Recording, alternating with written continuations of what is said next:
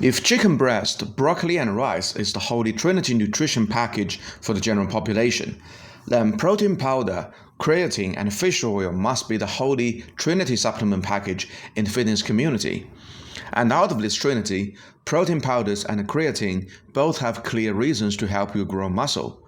Protein powders will increase your daily protein intake and therefore increase muscle protein synthesis. Creatine helps muscles produce energy, particularly during short and powerful bursts, as well as increasing water retention in muscle cells, potentially contributing to muscle growth. However, when it comes to fish oil, nobody has yet clearly explained why it can help you grow muscle. And the reason to include it in your supplement package is more from a general health perspective. And while there's nothing wrong with this stance, it actually downplays the importance of fish oil in building muscle. And today, it is time for you to know the humble but crucial role that fish oil plays in muscle growth, so you will never forget to take those yellow and smelly capsules in future. Welcome to Fast Track Gains. I'm here to help you accelerate your gains. Okay, so what are the benefits of fish oil? Well, according to Google, fish oil can help you lower triglyceride levels, improve your cognitive function, and maintain your eye health, and may help you with dry eye syndrome and potentially reduce the risk of glaucoma. It can help you reduce joint pain and stiffness and reduce inflammation. So at first glance, all those benefits are all general health benefits which have nothing to do with training or growing muscle. You may want to argue that joint health is important for training longevity, and I would not disagree with you. Connective tissues are indeed literally your own Achilles heel. Without healthy joints, you will never be jacked. But still, there seems to be no mechanism to connect fish oil to muscle growth. Well, this is where you have to make your own deductions from your own research. And like you, I have done all this just for you. If you have followed Dr. Andy Galpin's YouTube channel, recently he had a very interesting conversation with Dr. Herman Ponter. I'm going to put the link for you right there. In this interview, they reference a very famous study on the Hadza people, a Tanzania hunter-gatherer community. Hadza people spend hours and hours during the day doing heavy physical labor, running, sprinting, and hunting for food. And surprisingly, despite their very active lifestyle, their daily energy expenditure is comparable to the average daily energy expenditure of adults in industrialized nations like US or Europe. This study has completely blown scientists' mind away and seriously revolutionized our understanding of how our body regulates energy consumptions. In fact, this video was not the first time I was aware of the study of Hadza tribe.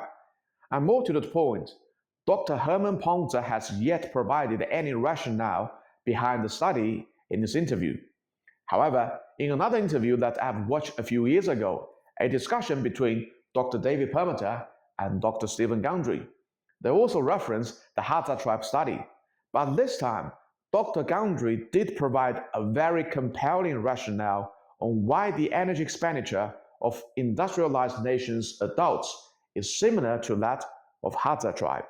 Early on in the book, I bring up the study that was done by Duke University researchers a few years ago, looking at the Hadzas, one of the last hunter-gatherer tribes in Tanzania, and comparing their energy expenditure to desk workers, sedentary desk workers. And the original hypothesis that they had was, wow, we're going to look at these Hadzas. The men walk 8 to 10 miles every day hunting. The women are walking 3 to 5 miles every day digging tubers, gathering berries, and they're lean, they're fit, they're incredibly healthy, they don't have chronic diseases.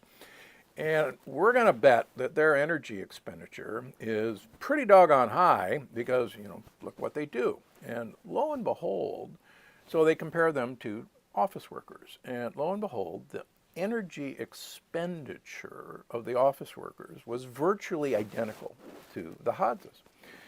And you and I in research know that when our hypothesis isn't backed up by research, sometimes we'll make up a new hypothesis to try and explain it. And their new explanation was, well, everybody has the same energy expenditure, and that's what humans do. Now, to me, that didn't pass the sniff test. And I'm going, no, that can't be. Yes, I agree that these two groups are expending the same amount of energy, but what are they expending it on? And so when you look at these desk workers, they have very elevated levels of inflammation. And inflammation at its core is activation of our white blood cells. And there literally are troops, and troops at any war need a lot of supplies. And what I propose, and I think I'm right about this, is we have so much need for fuel for this ongoing chronic inflammation that we take the fuel that our muscles would ordinarily need, our brain, as you know, would ordinarily need, and it's diverted. We ration that fuel to our inflammatory troops. And I think that's why their observation is true, that yes, the overall energy expenditure was the same, but it was being used for in a way, futile purpose. Now, I know that Dr. Gundry does carry a certain degree of notoriety, but a lot of his claims on nutrition are very insightful and way ahead of the mainstream science.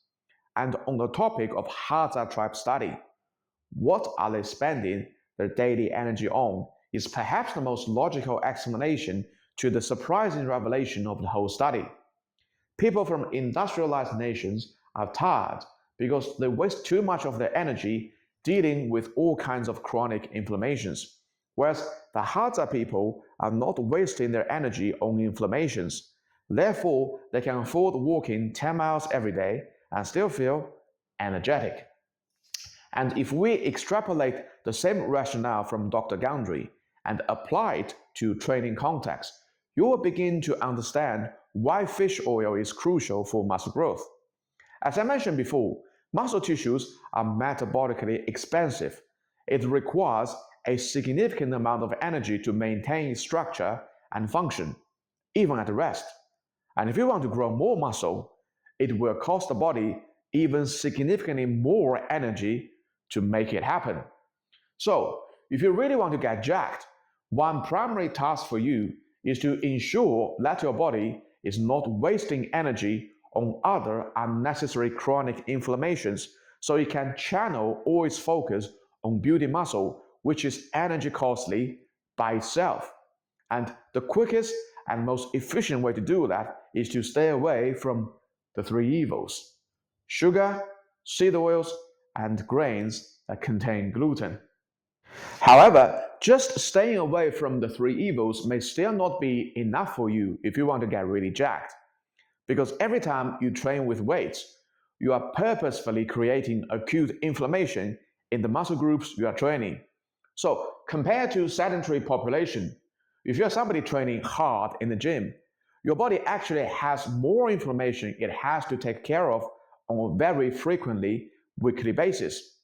Now, this acute inflammation is a crucial part of the muscle repair and regeneration process that leads to muscle growth. Or as they say, no pain, no gain. But just like any other inflammation, the shorter it exists, the better it will be for your body. Therefore, if you want to get really jacked, it is best for you to quench the acute inflammation caused by your hard training ASAP, so your body can start the muscle tissue regeneration process ASAP. And that's the real reason why fish oil is critical for muscle growth. The harder you train in the gym, the more acute inflammation you will create in your body.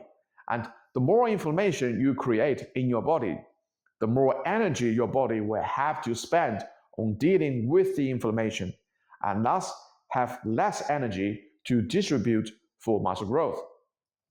But with the help of fish oil's anti-inflammatory properties, your body can dispense with the acute inflammation with minimum energy cost and direct all the conserved energy into muscle building. In short, if you want to get jacked, you want to spend all your energy on muscle building, and fish oil can definitely help you with that. What do you think, guys?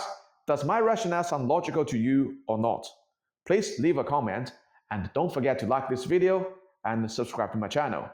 And I will see you all in the next one. Peace out.